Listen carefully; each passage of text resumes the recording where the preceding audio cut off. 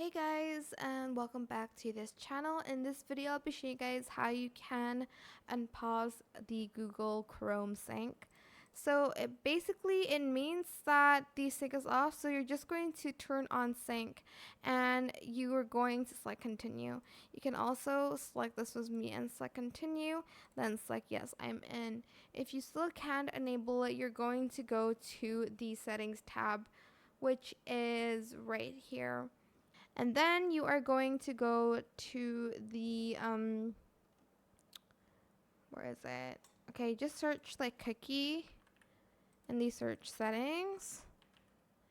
And then in third party cookies, you're going to enable the Google account login website and you're going to add that there.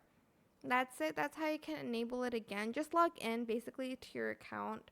But I hope this tutorial was helpful for you guys. Don't forget to like, comment, share.